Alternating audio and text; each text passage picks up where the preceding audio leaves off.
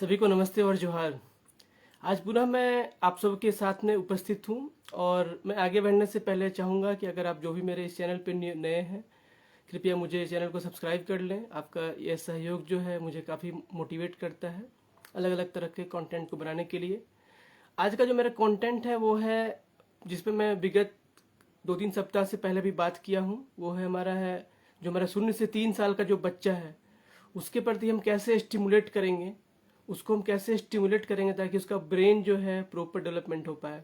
जैसा कि आपको पता ही है, किसी भी बच्चे का जो ब्रेन का डेवलपमेंट होता है सबसे पहले शुरुआत के 1000 दिन में होता है, या यूँ कहें मैक्सिमम 90% डेवलपमेंट जो ब्रेन का है वो बच्चे के जन्म के 6 साल के अंदर, जन्म से 6 साल के अंदर हो जाता है। तो इस तात्पर्य यह है कि हमारे लिए चूंकि इतना गंभीर विषय है, क्योंकि हम जब जैसा बच्चे को हम जन्म के इन 6 वर्षों में बेटर करेंगे वैसा ही बच्चा उतना भविष्य में आगे ग्रो करेगा। तो इसके लिए ज़रूरी है कि हमें उसके प्रति ध्यान देना जरूरी है। अब आज मैं जो बात करूंगा वो सबसे इम्पोर्टेंट एक टॉपिक है, उसका नाम है responsive care giving for early development. अर्थात जो हमें केयर गिविंग करना है, जो बच्चे का हमें जो ख्याल रखना है, वो हमको रिस्पॉन्सिव तरीके से करना है। रिस्पॉन्सिव तरीका का मतलब ये हुआ कि कुछ भी हमारा और बच्चे का जो कम्युनिकेशन है वो एक टू वे कम्युनिकेशन होगा एक तरह से, जिसमें कि बच्चा और जो बच्चे के जो केयर टेकर हैं या बच्चे के जो माता पिता हैं या दादा दादी हैं उनका साथ का जो संबंध है वो प्रॉपर एक दूसरे से मिला हुआ हो, एक दूसरे का कम्युनिकेशन काफ़ी बेहतर हो। जब क्योंकि रिसर्च भी कई बार बताया है, सिखाया है और फोकस किया है कि जिस बच्चे का जो अच्छा तरह से रिस्पॉन्सिव केयर गिविंग होता है वो बच्चा बहुत काम ऐसे जल्दी कर पाते हैं जो कि शायद अन्य बच्चे उस एज में नहीं कर पाते हैं।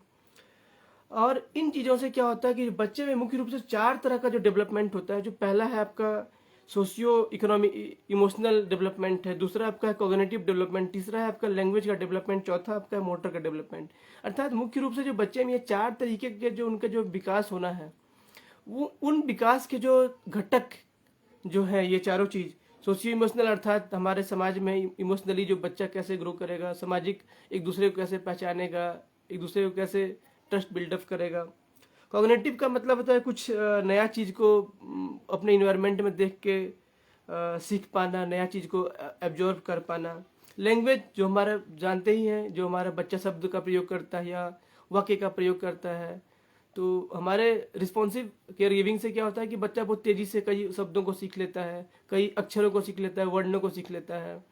थोड़ा बड़ा होता है तो बहुत जल्दी वो वर्ण को मिला करके एक शब्द बना दिया, शब्द से मिला करके एक वाक्य बना दिया। तो ये एक अंडरस्टैंडिंग का है। और चौथा है मोटर डेवलपमेंट, जो कि हमारा जो गतिविधि बच्चे करते हैं कोई खेल के, तो उसको कितनी बारीकी से कर पा रहे हैं, या फाइन मोटर है या इस प्रकार का आपको ऑब्जर्व करना है।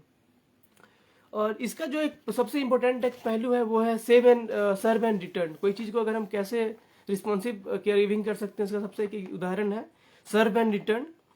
अगर जो हमने पहले भी मैंने बात भी किया था कि जो हमारा गाइडलाइन है वो नवचेतना, जो कि जो हमारी डिपार्टमेंट, जो नोडल डिपार्टमेंट हमारी WCD है, महिला एवं बाल विकास विभाग, और कई विभागों के समन्वय के साथ ये बनाई है। तो इसमें ऑलरेडी ये मेंशन भी किया गया है।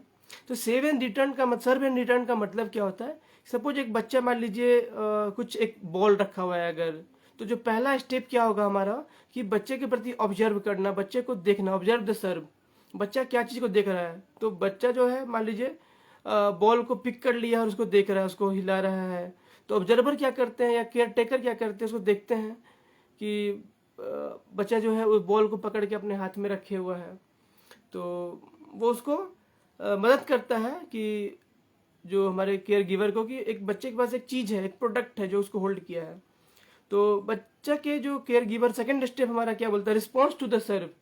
बच्चे को रिस्पॉन्स करना है, बच्चे को क्या बोलना है, बच्चा क्या चीज़ से खेल रहे हो। अगर सपोज मैंने ये बोल दिया, अगर मैं केयर गिवर अगर होता तो बच्चा का ध्यान चला जाएगा कि ओ हम मुझे ही बोला जा रहा है और मैं किस चीज़ से खेलने की कोशिश कर रहा हूँ। तो उसके दिमाग में वो डेवलप हो पाएगा। देन मान लीजिए अगर सपोज वो बच्चा, मान लीजिए चूँकि छोटा सा है, चूँकि हम अभी मान लेते हैं अगर शून्य से हम चूँकि बात कर रहे हैं 3 साल की, तो हम क्या करेंगे थर्ड स्टेप में गिव इट ए नेम। अगर हम बोलेंगे तो तीसरा जो चरण इसका है वो है एक नाम देना।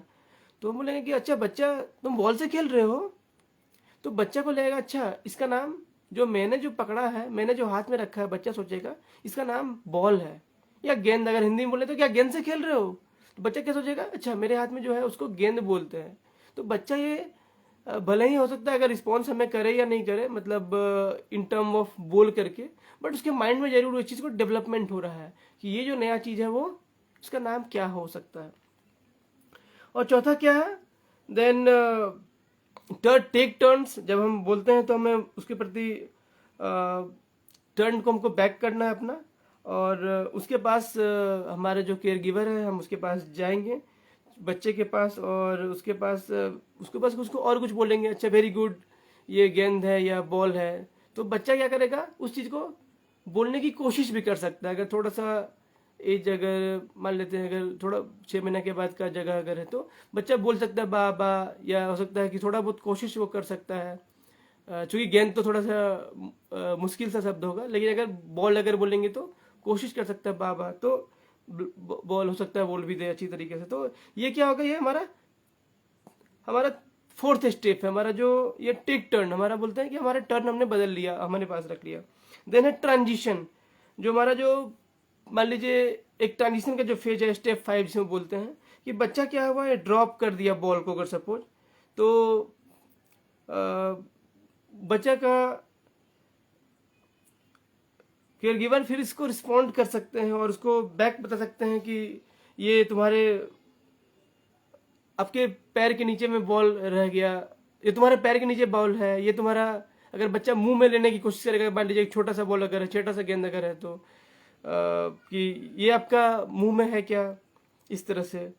तो जब हम ऐसे इंटरेक्शन करेंगे, मतलब इन 5 स्टेप में एक सर्व एंड रिटर्न को बताया जा रहा है कि आप step 1 observe the serve, step 2 respond to the serve, step 3 give it a name, step 4 take turn, step 5 transition. हम इस क्रम में क्या कर रहे हैं कि बच्चे को सिखा पा रहे हैं कि एक बॉल भी जैसी चीज होती है जिसके माध्यम से आप खेल पा रहे हो, और उसी क्रम में बच्चा कई चीज सीख रहा है। बच्चा खेलना भी सीख रहा है, बच्चा बोलने का प्रयास करना भी सीख रहा है, बच्चा रिस्पॉन्ड करने के लिए सुनना भी सीख रहा है। तो कई सारी चीजें इसमें साथ साथ यहाँ पे घटित हो रही है। तो इसका मतलब ये हुआ कि जब हम रिस्पॉन्सिव केयर गिविंग करते हैं बच्चे को, तो बच्चा हमारा प्रॉपरली ग्रोथ कर पाता है, और उसके कई सारे आयाम जो मैंने आपको बताया अभी। और जो केयर गिवर का जो एक इम्पोर्टेंट है थ्योरी है जिसको बोलते हैं care givers 3 acts. Care giver का जो है क्या एक्शन होना चाहिए, क्या करना चाहिए, तो उसमें एक 3 पहलू बताया गया है, टॉप 3, जो कि पहला है लव, नंबर 2 है टॉक, और नंबर 3 है प्ले। लव का मतलब है प्यार करना, हमें प्रेम देना, हमें बच्चे के साथ में आई कांटेक्ट बना के रखना है। तो बच्चा क्या होगा, हमारी तरफ भी देखने की कोशिश करेगा। Then smile at the baby, हम बच्चे की तरफ स्माइल करेंगे, मुस्कान करेंगे, तो बच्चा भी हंसेगा, रिस्पॉन्स करेगा हमें। देन है कि हम लव को और कैसे बोल सकते हैं बच्चे के लिए, तो हम उस साथ में बच्चे को किस करेंगे, बच्चे को हम चूम सकते हैं, बच्चे को हम गले लगा सकते हैं, बच्चे को हम गोदी में ले सकते हैं, बच्चे को हम कडलिंग कर सकते हैं कुछ कुछ बोल करके। देन बच्चे को अपने क्लोज बॉडी सटा सकते हैं। तो ये हमारा जो एग्जाम्पल है वो है लव से जुड़ा हुआ। नंबर 2 पॉइंट क्या बोलता है केयर गिवर्स 3 एक्ट में, वो है number 2 point, that is talk. Talk का मतलब है हमारा बातचीत करना, अर्थात जो initiate the baby bubbling sound, baby बच्चे का जो है कुछ कुछ जो छोटा साउंड होता है बा इस तरह जो करता है बच्चा, तो उसके प्रति हमको बोलने पे उसको ये करना है। देन बच्चे का जो एक्टिविटी है उसके नाम बताना है, उसका एक्टिविटी को, उसको गेस्चर को, जो उसका बच्चा का जो है उसको बताना है। आपके जो कॉमन चीज आपके पास है, सपोज बच्चा मान लीजिए घर में है, बहुत सारा सब्जी का चीज रखा है, बच्चा ये आलू है, ये उसको बता सकते हैं आलू है, ये प्याज है, या ये लहसुन है, ये अदरक है। तो बच्चा क्या होगा इस चीज के बारे में, कॉमन ऑब्जेक्ट के बारे में सीखेगा, बर्तन के बारे में। देन हम बच्चे के साथ हम गा सकते हैं, बच्चे को हम गाना गा के सुना सकते हैं। तो ये क्या होगा, हमारा आपस का एक बातचीत होगा, टॉक होगा। तो that is 2nd point care givers का, जो 3 एक्ट का जो 2nd पॉइंट है वो है टॉक। और जो तीसरा पॉइंट दैट इज है उसका नाम है, उसको बोलते हैं प्ले। तो प्ले करने का मतलब है सिंपल सी बात है, बच्चे के साथ खेलना और उसको कुछ ऐसा मटेरियल देना जिसके, सपोज कोई बच्चा के घुटना में चल रहा है तो उसके आगे एक बॉल रख दिए, तो बॉल रख दिए तो क्या होगा, बच्चा कोशिश करेगा कि बॉल को जा करके अपने हाथ से खींच के लेके आ जाए। तो क्या होगा, बच्चा इस क्रम में सीखेगा और उसका माइंड में स्टिमुलेशन होगा, वो उन चीज़ों को पकड़ने के पीछे दौड़ेगा। देन बच्चे के साथ हमको खेलना है, फन करना है, इंजॉय करना है। तो मैं ये तीसरा हमारा एक्ट दैट इज का नाम है प्ले। तो मैं आपको अभी समझाया रिसेंट में कि केयर गिवर्स के 3 एक्ट होते हैं, that is love, talk and play, अर्थात प्यार करना, अर्थात बातचीत करना और अर्थात खेलना। तो ये 3 एस्पेक्ट आप कभी मत भूलिएगा। और अपने पेरेंट अगर आप हैं, आप अपना बच्चे के केयर टेकर हैं, तो डेफिनेटली ये 3 एक्ट आपके जिंदगी के लिए काफ़ी अहम है। क्योंकि आपका बच्चा अगर 0 से 3 साल का है तो ये काफ़ी क्रुशियल समय है। जैसे कि मैंने पहले ही बताया था कि बच्चे का ब्रेन का डेवलपमेंट जो होता है 0 से 6 वर्ष के बीच में सबसे ज़्यादा होता है। मैं उम्मीद करता हूँ ये वीडियो से आपको कुछ वैल्यू मिला होगा। आपके घर में जो बच्चे होंगे, आपके आसपास के बच्चे होंगे, उनको ये आप बता सकते हैं। और ये जो तीसरा हमारा चैप्टर था नवचेतना डॉक्यूमेंट का, मैंने आपको साझा किया।